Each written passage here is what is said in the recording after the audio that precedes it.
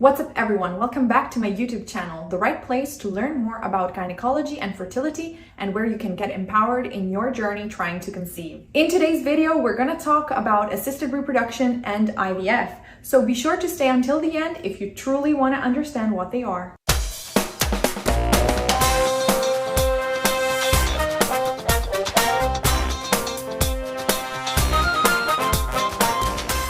Hi. If you don't know me, I'm Dr. Rebecca Angelica Mishosha. I'm a fertility specialist and the medical director of a fertility clinic.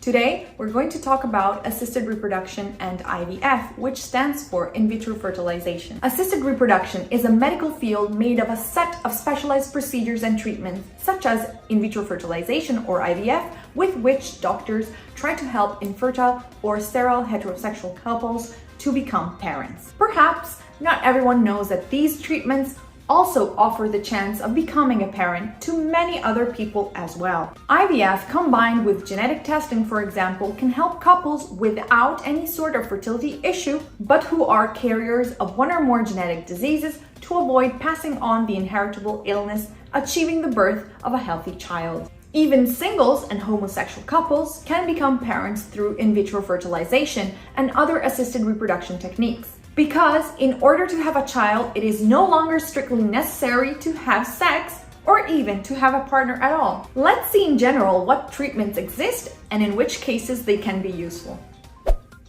Keep in mind, however, that every country in the world has its own laws regarding assisted reproduction. So, even if this is not very fair, not all treatments will be able to be performed everywhere on everyone. The laws regarding in vitro fertilization and human reproduction in general are constantly changing, and each country will have its pros and cons. There are many different ways in which doctors can help patients achieve a pregnancy, but the treatments available can be divided into two major categories according to the level of invasiveness on the patient's body. This said, all techniques are aimed at favoring the encounter between a woman's egg cell and a man's sperm. So let's dive into what we call low complexity treatments. In this category of procedures, the fertilization of the egg cell by the sperm occurs within the female reproductive system, and this is what we call in vivo fertilization. Examples of this are targeted sexual intercourse, what us doctors refer to as homework. In this case, sexual intercourse is concentrated at specific times of your natural menstrual cycle. This means without you receiving any hormonal stimulation, or it can also be done in a stimulated cycle. In case of hormonal stimulation, your ovaries are mildly stimulated in order to promote the growth of one or two follicles, and your ovulation is then induced pharmacologically. Another example is IUI, or intrauterine insemination. This treatment involves inserting pre-treated sperm into the uterus to increase the chances of getting pregnant. The sperm used can be that of your male partner, or alternatively, donor sperm can be used. Once again, your cycle can be a natural cycle or a mildly stimulated cycle. Both of these techniques are effective only if your tubes are open, that is, if they're not blocked, because otherwise the sperm will never be able to meet and fertilize the egg. The woman's fertility and the man's sperm quality must also both be sufficiently good, otherwise the advantage given by these two procedures is completely lost. Now let's talk about high complexity treatments. In this second category, the fertilization of the egg cell by the sperm occurs in a laboratory, therefore outside of the woman's body,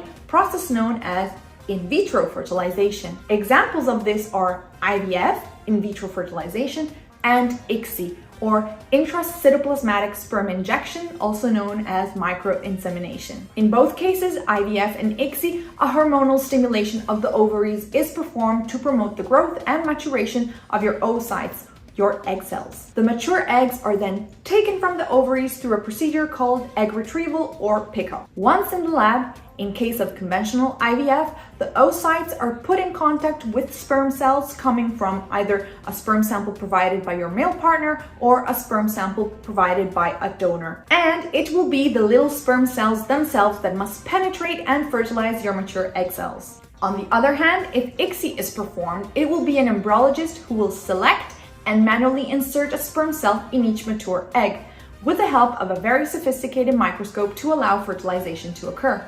Once the fertilization process is carried out in the lab, the fertilized egg begins dividing and becoming an embryo that can be then transferred inside of your uterus in an embryo transfer procedure, also known as ET.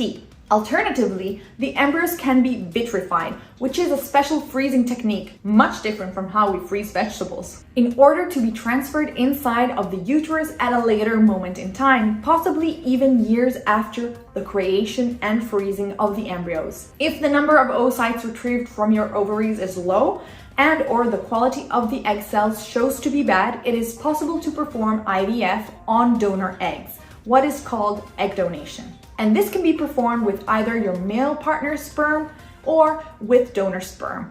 And at this point, it would be a double donation.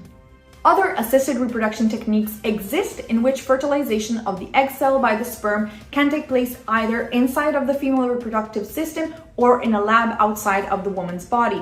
However, these techniques are only rarely used because they involve using very invasive procedures. Not all in vivo and in vitro fertilization techniques are useful and effective for everyone in the same way. For this reason, it is very important to always refer to a reproductive specialist doctor and let the fertility doctor advise you on which technique to start with and which tests to perform before performing any treatment. IVF and other medical assisted reproduction strategies are very useful, but don't always lead to the desired result and can be very overwhelming both on a physical and an emotional level. Unfortunately, the number of couples and singles who face problems trying to conceive is constantly increasing. This is due to many factors, including pollution, a wide diffusion of stressful and unhealthy lifestyle, but also to the unnatural rhythms imposed by society, which lead us to postpone more and more the age in which we decide to start trying having a child. The causes that lead to requiring an in vitro fertilization treatment are many and can be due exclusively to female fertility problems or exclusively to male fertility problems. Sometimes they are a mixed fertility issue when both the woman and the man of the couple suffer from conditions that make them less fertile or sterile.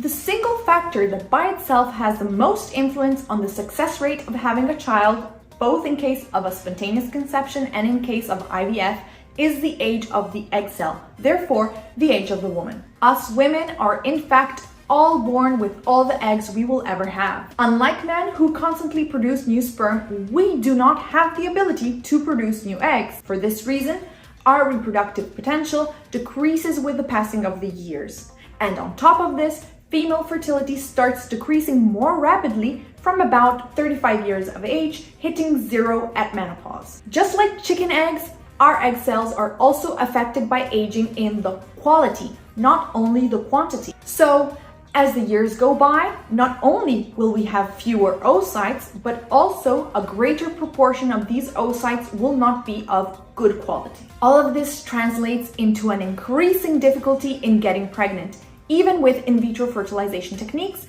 as our age increases. The beauty of an IVF treatment is that it can also allow you to play ahead by preserving your fertility potential. In fact, performing one or more ovarian stimulation cycles before the age of 35 could prove useful in the future, allowing you to have a sufficient number of good quality eggs stored away on which to perform in vitro fertilization years after having taken them out of the ovaries, in case a spontaneous conception were not to occur when trying to conceive later on in life. Fertility preservation techniques are especially important in case of pathologies that directly or indirectly, due to the procedures necessary to treat them, risk causing a decrease in the patient's fertility. An example is cancer, especially in girls and young women who have not yet had children. Regardless of the method through which you're trying to become pregnant, whether it is sexual intercourse or IVF, a healthy lifestyle can really improve your chances of having a baby. Remember to keep active. Try to maintain an adequate weight for your height. Remember to take 400 micrograms of folic acid per day. Avoid drinking alcohol and avoid smoking, and limit your caffeine consumption to a maximum of 200 milligrams per day, which is about 2 coffees. Now you know that the primary goal of in vitro fertilization and the other fertility techniques is to favor the encounter between the oocyte, your egg cell, and the sperm to trigger fertilization, which is the first step to having your baby.